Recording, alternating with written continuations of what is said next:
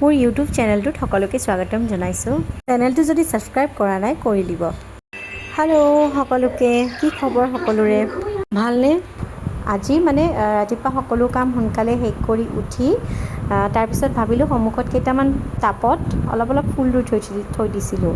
তাকে বোলো পানীও দিওঁ, বহুত কেইদিন সময়ৰ কাৰণে দিব পৰা নাই, শুকাই গৈছে একদম, আৰু চাফাও কৰিলোঁ। সেইটো ভাবি বোলো পানী দিওঁ। আৰু ব্যস্ততাৰ মাজত কেতিয়াবা এইবিলাক কাম ৰৈও যায়, কিন্তু এই সৰু সৰু কামবোৰ কৰি থাকি মনটো ভালো লাগে, ব্যস্ত হৈ থকা যায়।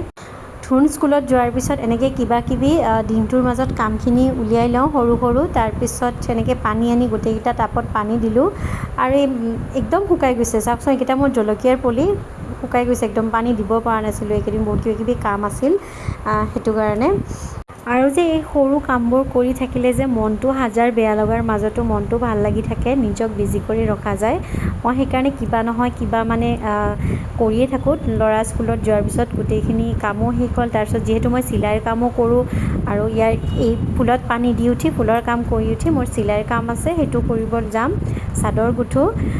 এনেকৈ দিনটোৰ মাজত বেলেগ কামত যাবলগীয়া নাথাকিলে মই ঘৰৰ এইখিনি কাম কৰি থাকোঁ, নিজক বিজি কৰি ৰাখোঁ। মই খুব ভাল পাওঁ এনেকৈ কিবা কিবি নিজৰ ভাল লগা কাম কৰি থাকি।